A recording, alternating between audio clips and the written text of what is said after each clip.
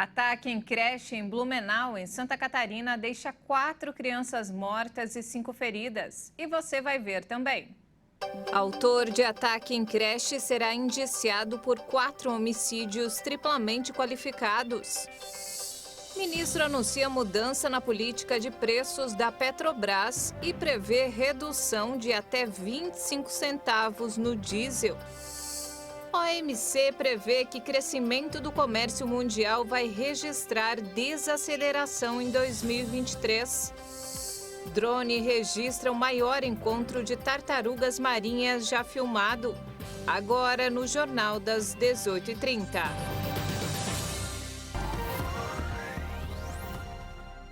Olá, boa noite. São 18h33 pelo horário de Brasília e você acompanha agora as principais notícias do Brasil e do mundo desta quarta-feira. E olha só, um homem invadiu uma creche na manhã de hoje em Blumenau, Santa Catarina, e matou 4 crianças e feriu 5. A polícia investiga quais os motivos desse crime terrível. O assassino, que tem 25 anos, se entregou logo depois do ataque. O estado de Santa Catarina está de luto nessa quarta-feira depois do ataque onde um homem entrou em uma creche na cidade de Blumenau, no Vale do Itajaí, norte do estado, e acabou fazendo vítimas 4 crianças que perderam a vida. Mais 5 delas estão em estado estável no Hospital Regional de Blumenau, onde todas elas foram atingidas com um golpe de machadinhas, arma branca, segundo as informações da Polícia Civil.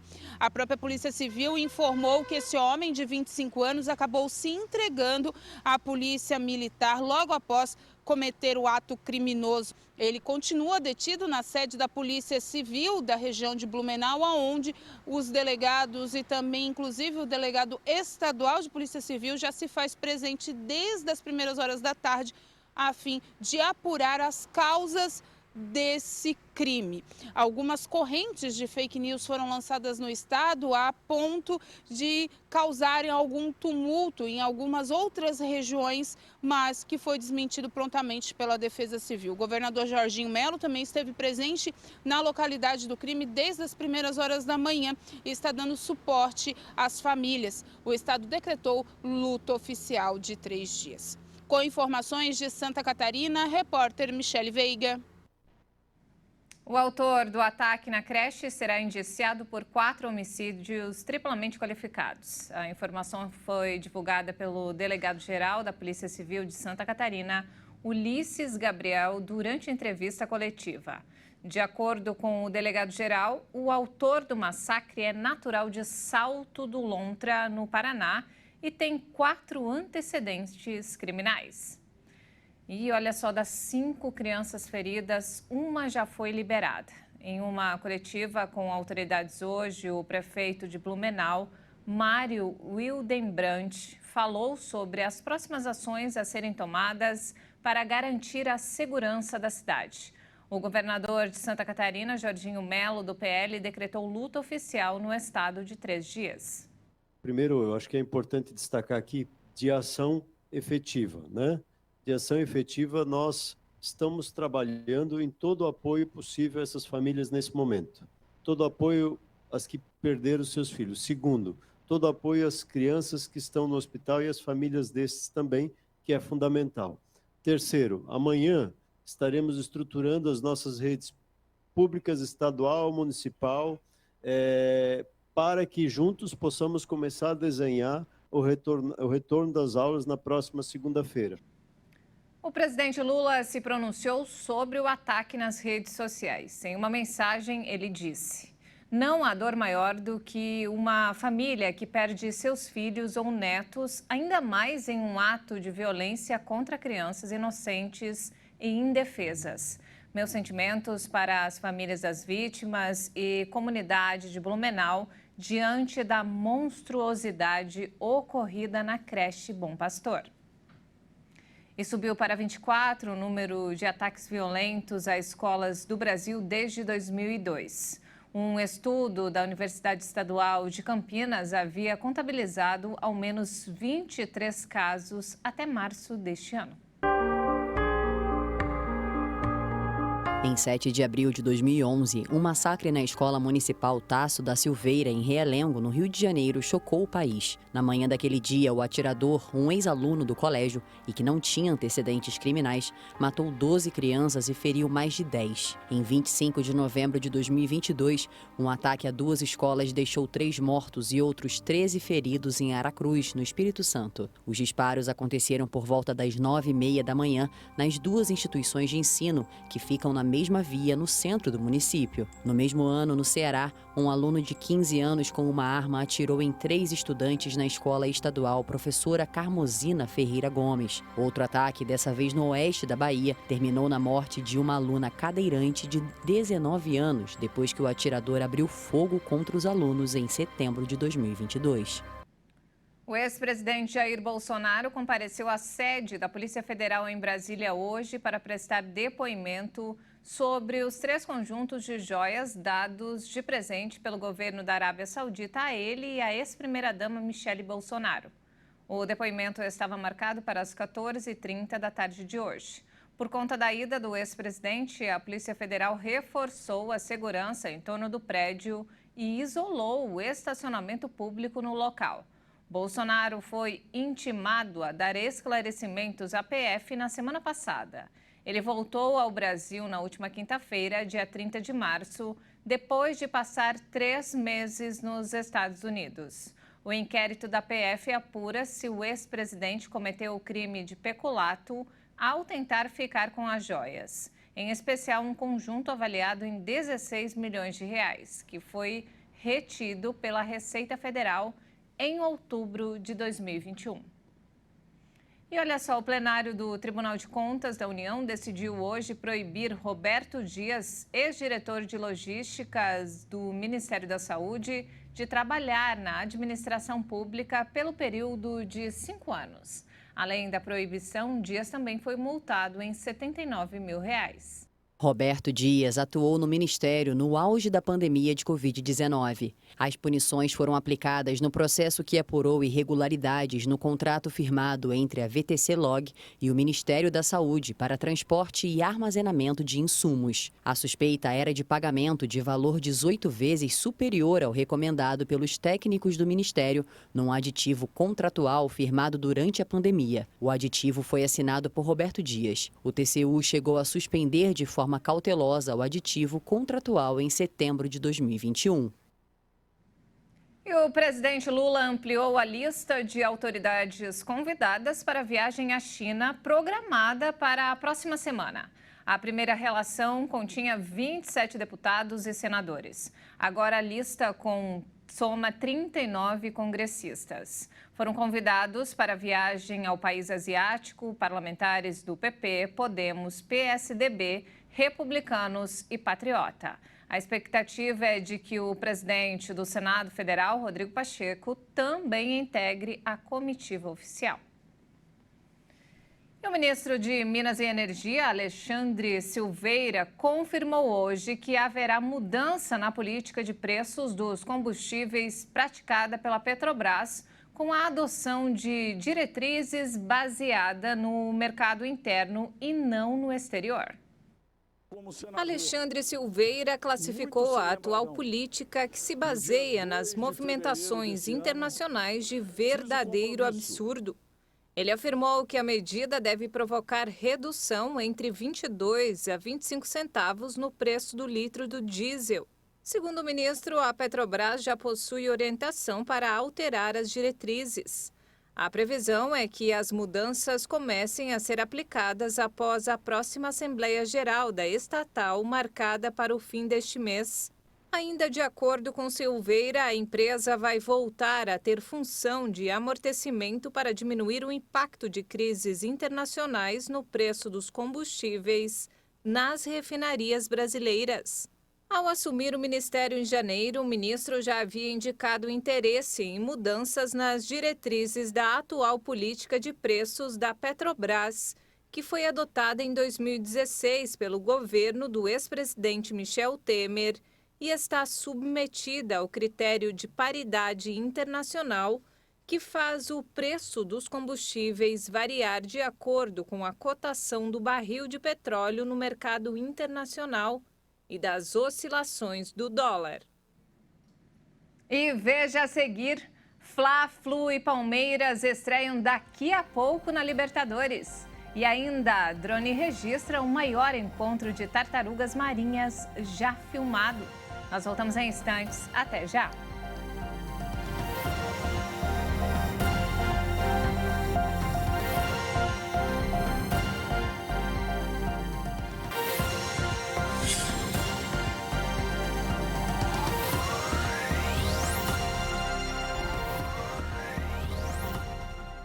E nós estamos de volta, 18 horas e 44 minutos pelo horário de Brasília. E vamos agora direto ao Rio de Janeiro com informações desta quarta-feira com o nosso repórter Anderson Nascimento. Boa noite, Anderson. Boa noite, Juliana. Uma quadrilha foi presa por aplicar golpes de até R$100 mil. E as principais vítimas eram idosos. Patrick Rosa Barreto, que é advogado e professor de concurso público, foi preso em Guaratiba, na zona oeste do Rio. Ele é apontado como chefe da quadrilha de golpistas. Segundo as investigações, ele identificava os precatórios, que são ordens judiciais expedidas quando uma pessoa ganha uma causa em um processo contra o poder público, que já estavam liberados e deveriam ser pagos. Segundo a polícia, a quadrilha falsificava os documentos para roubar o benefício de quem deveria receber. Carlos André da Fonseca Cunha, Diego Silva, Tobias e Marirá Machado de Almeida iam até as agências bancárias para realizarem os saques dos precatórios. Eles também foram presos. Os criminosos vão responder por falsificação de documento público e particular, estelionato contra idosos e associação criminosa. E o Campo de Santana, a maior área verde do centro do Rio, sofre com o abandono das autoridades. Quem passeia pelo local se depara com muitos galhos secos no chão, lixo nos jardins e também nos lagos. O arco da entrada principal está danificado, com risco de queda, e foi interditado pela Defesa Civil. Os moradores também reclamam da insegurança. Em novembro do ano passado, o Tribunal de Contas do Estado e a Fundação Parques e Jardins da Prefeitura assinaram um acordo para a melhoria do local, mas a revitalização ainda não tem data para começar. O Campo de Santana foi palco de momentos importantes da história brasileira, como a aclamação do imperador Pedro I e a proclamação da República. Eu fico por aqui e amanhã eu volto com mais notícias do Rio. Até lá, Juliana. Anderson, muito obrigada pelas informações. Uma ótima noite para você. Até amanhã. E olha só, a partir de hoje, a capital paulista ampliou a vacinação contra a Covid com a aplicação da Pfizer bivalente para novos grupos. Os profissionais de saúde e pessoas com deficiência permanente estão entre os contemplados. A Prefeitura de São Paulo já autorizou a vacinação com a Pfizer bivalente para profissionais de saúde, pessoas com deficiência física permanente, população privada de liberdade e funcionários do sistema prisional, além de pessoas com comorbidades com idade a partir de 12 anos. A campanha é reforçada após a administração receber nas últimas semanas mais de 521 mil doses do imunizante. A vacinação na cidade de São Paulo com as doses bivalentes segue disponível também para todos os idosos acima de 60 anos de idade, além de pessoas maiores de 12 anos com imunossupressão, indígenas, gestantes e puérperas, residentes e funcionários em instituições de longa permanência. Estão recebendo esse imunizante as pessoas dos grupos prioritários que completaram o esquema básico ou que já receberam 1 ou 2 doses de reforço, respeitando o intervalo de 4 meses da mais recente dose recebida. A dose da vacina contra a Covid-19 pode ser aplicada em um dos postos de saúde da cidade de São Paulo, de segunda a sábado, das 7 da manhã às 7 horas da noite. E mudando de assunto, olha só, o crescimento do comércio mundial registrará desaceleração de 1,7% em 2023, após um avanço de 2,7% em 2022. Os dados foram divulgados pela Organização Mundial do Comércio. A OMC explicou que a desaceleração é afetada por tensões geopolíticas, insegurança alimentar, potencial instabilidade financeira, decorrente do endurecimento da política monetária e aumento dos níveis de endividamento. E vamos agora ao mercado financeiro. O dólar fechou a sessão desta quarta-feira em queda, de olho na economia dos Estados Unidos. Declarações de autoridades sobre a nova regra fiscal brasileira também estiveram na mira. A moeda norte-americana caiu 0,66%, cotada a R$ 5,04 na venda. E agora, se tratando da América Latina, um relatório do Banco Mundial chamou a atenção. Apesar do bloco estar lidando com a crise provocada pela guerra na Ucrânia, o estudo apontou que ele perdeu a atratividade e tem participado pouco da economia global. Em um relatório anual, a instituição estimou que o Produto Interno Bruto Regional deve crescer 1,4% em 2023 e 2,4% em 2024. Muito pouco para fazer progressos significativos na redução da pobreza. Enquanto isso, a inflação média deve cair para 5%, depois de atingir 7,9% em 2022. Uma triste exceção é o caso da Argentina, que recentemente ultrapassou a inflação de 100% em 12 meses. Outros fatores que impactam a economia latino-americana são a queda dos preços das commodities, o aumento das taxas de juros e a recuperação incerta da China, parceiro dominante do continente, exceto pelo México, cuja economia está intimamente ligada aos Estados Unidos. O Banco Mundial também alertou que o investimento estrangeiro direto caiu 35% nos últimos 10 anos na América Latina. Algumas nações latino-americanas têm salários mais baixos do que a Ásia, mas os impostos e o custo do capital para produzir são mais altos, enquanto a confiança na estabilidade política e institucional caiu. O relatório recomenda que os países aproveitem oportunidades como a demanda por energia verde e o chamado nearshoring, ou seja, a realocação da produção para lugares mais próximos do que a Ásia, um processo que já está beneficiando o México. E chegou a hora de falar de esportes. E quem traz todas as informações é o Leonardo Félix. Boa noite, Léo.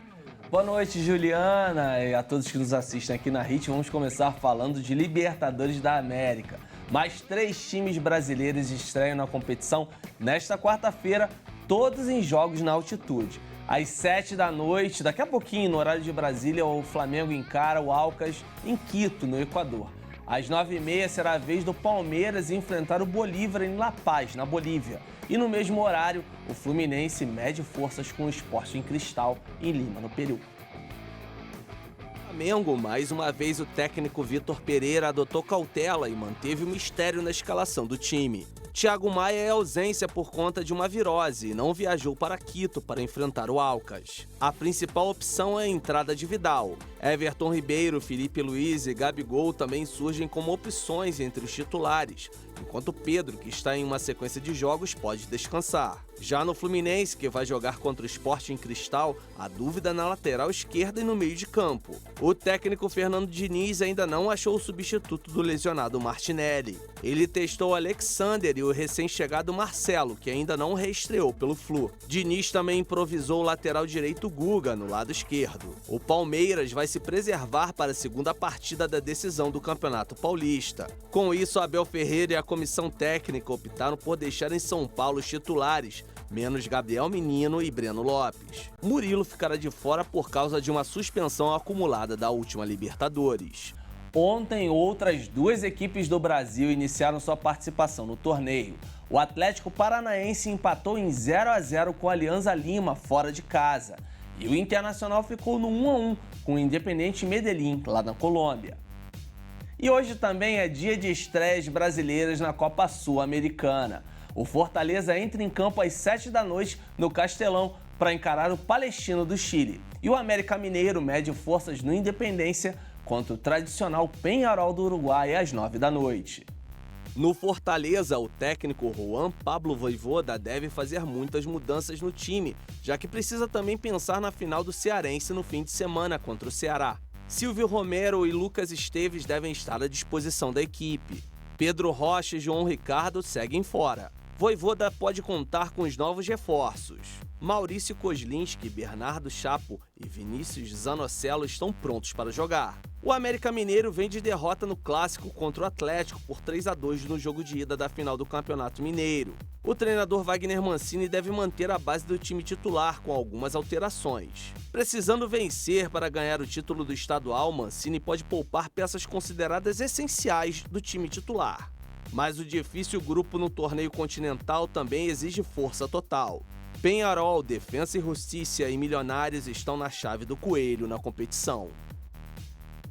E ontem o Goiás jogou em casa e empatou em 0-0 com o Santa Fé da Colômbia. E o Santos venceu lá na Bolívia o Blooming por 1-0. Essa é a Juliana, eu fico por aqui e até a próxima. Boa noite para todos que nos assistem aqui na HIT no Jornal das 18h30. Léo, muito obrigada, uma ótima noite para você. E antes de encerrar, olha só que fofura, um drone registrou um grupo enorme de tartarugas no oceano em Ilhota, na Austrália. O encontro foi considerado o maior já filmado na história. Um drone registrou o maior encontro de tartarugas marinhas já filmado, com cerca de 64 mil integrantes. A gravação foi feita em um local próximo à Ilhota de Coral, na Austrália. As imagens foram feitas por pesquisadores que fazem parte de um projeto de preservação de tartarugas. Esta seria uma das maiores tartarugas de todo o mundo e chega a pesar mais de 200 quilos. Elas começam a se reproduzir por volta dos 40 anos de idade e podem viver mais de 80 anos. O projeto está em busca da restauração da maior área onde as tartarugas verdes constroem ninhos. A intenção é proteger as gerações futuras. E graças ao projeto foi possível conseguir essas imagens do encontro das milhares de tartarugas juntas.